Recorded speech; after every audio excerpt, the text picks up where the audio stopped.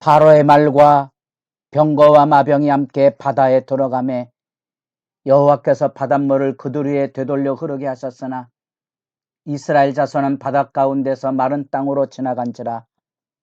아론의 누이 선지자 미리암이 손에 소고를 잡음에 모든 여인도 그를 따라 나오며 소고를 잡고 춤추니. 새벽의 기도자 여러분,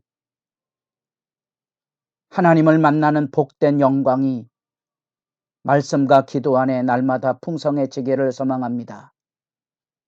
오늘 우리가 읽을 말씀은 사사기 11장 29절에서 49절의 말씀, 암몬과의 전쟁에 일어서는 입다가 전쟁에 승리하고 돌아오는 장면의 말씀을 우리가 읽어가게 됩니다.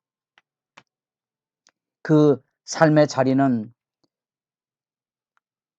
요단강을 중심으로 해서 요단 동편의 길르앗으로 통칭이 되고 있는 중부지방, 요단 동편의 중부지방입니다. 그 위쪽에 암몬이 자리하고 있고 위쪽으로는 저 북쪽 메소포타미 문명 아람으로 이어져서 아라비아 쪽으로 내려가는 왕의 대로가 있습니다. 이 대로를 통하여 물류들이 이동을 했기 때문에 굉장히 중요한 지리적인 위치를 가지고 있고 통상이 되어지는 문제 때문에 이곳을 점령하는 것이 이제 그 당대 고대 사회의 중요한 그러한 요충지였죠. 그 동쪽에 암몬이 있고 밑으로 모압이 존재하고 있습니다. 이 암몬이 드디어 세력을 확장해서 이 이스라엘 약속의 땅으로 이제 침략에 들어오는 새를 뻗쳐 내려가는 길목에 이제 길르앗이 있습니다. 그래서 이 길르앗과의 전쟁을 통하여 요단 동편의 이 에브라임, 베냐민, 유다로 이어지는 이 중남부의 세력에 이 암몬이 큰 고통을 가하고 압제를 가하는 시대 상황이 있었습니다. 그 입다의 출정에 대해 오늘은 놀라운 이야기를 우리가 듣게 됩니다. 우리가 어제 사람이 선택한 머리 왕으로서의 입다의 모습을 보았습니다. 어쩌면 말씀을 읽어가면 이게 하나님의 일꾼일까 하는 어처구니 없는 그릇된 방식으로 세워진 그러한 일꾼이지만 여기 29절에 보면 놀랍게도 이에 여호와의 영이 입다에게 임하시니.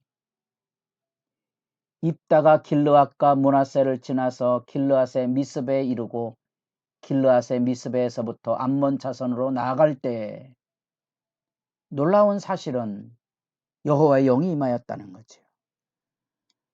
사람이 생각하고 사람이 계획하고 사람이 세운, 어쩌면 사람들의 생각으로 움직여지고 있는 시대 상황 안에 하나님께서 선택된 입다에게 성령을 부어주시는 거지요. 하나님께서 그를 세우셨다는 거지요. 굉장히 당혹스러운 장면입니다. 그러나 이 장면을 이해하는 방식이 있다면 그것은 하나님께서 그 자기 백성을 향한 사사기 10장 16절 자기 가운데서 이방신을 제하여 버리고 여호와를 섬김에 여호와께서 이스라엘 공고로 말미암아 마음에 근심하니라. 계속 살펴보고 있지만 자기 백성이 고통당하는 것을 보시고 견디지 못하 하시는 하나님의 근심, 그 아버지 그리고 언약의 주로서 약속의 땅을 선물로 주셔서 약속을 깨뜨리고 있는 자기 백성, 10장 6절에 이어지는 온갖 가나안의 잡신들을 섬기고 있는 자기 백성을 향한 안타까움과 아픔이 하나님의 마음을 움직이셨던 거지요. 하나님의 궁유를 통한 자기 백성의 고통에서 건져내시려는 하나님의 선하신 뜻을 우리가 생각 아니할 수 없습니다. 그 놀라운 하나님의 은혜의 역사가 임하였지만 입다는 그만 신앙의 분명한 위치에 서지 못하고 전쟁 승리의 욕망으로 인하여 과잉의 열정을 보이게 됩니다. 전쟁의 승리 사건은 오히려 간략하게 나오지만 이 전쟁 앞뒤로 입다의 서원 이야기가 들려지게 됩니다. 입다는 여호와 앞에 서원을 합니다. 우리가 입다가 하나님 앞에 세움을 받았고 입다가 장로들과 대화를 나누면서 그들을 책망도 하며 또 그들과의 신경을 하면서 만일 여호와께서 내게 승리를 주시면 하고 하나님에 대한 기대를 가지고 있었지만 그는 하나님에 대한 신앙을 분명히 가지고 있지 않은 것으로 우리가 생각하게 됩니다. 그런 점에서 입다의 이야기는 어떤 면에서 수수께끼고 여러분들이 입다의 말씀을 잘 묵상해야 이제 세상의 역사를 이해할 수 있습니다. 그 역사의 기반은 이런 겁니다. 예수님 외에 많고 많은 사람들 중에 그 당대 사회에서 사회적인 지탄의 대상이 된 세리 마태를 부르셨을까 하는 겁니다.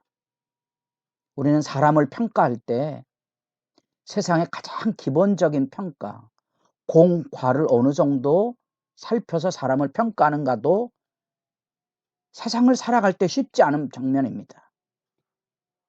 그런 것들을 이해하는 실마리를 찾아볼 수 있습니다. 아마도 이런 문제를 여러분들이 진지하게 생각해 보면 이런 말씀을 읽어가며 입다 이야기는 상당히 중요한 지혜를 열어주고 하나님 앞에 우리가 왜 기도해야 되는지를 알게 될 것입니다. 기도의 부르짖음이 없이는 이런 입다의 사건을 이해할 수 없는 거예요. 이 불확실한 현실에 대한 욕망에 찬 입다는 자기를 전쟁에 승리하고 맞으러 올 첫사람을 번제로 드리겠다고 덜컥 서원을 해버립니다. 더 이제 안타까운 일은 전쟁의 승리가 간략하게 얘기되고 난 다음에 입다의 딸이 이 사람을 번제로 드리는 일에 책임을 지고 기꺼이 희생양이 되고 있다는 사실입니다. 하나님에 대한 바른 알을 알지 못하고 저지르고 있는 그런 무책임의 이런 현상들을 우리가 말씀 읽어가며 어떻게 이해할 수 있을지, 왜 이런 덜컥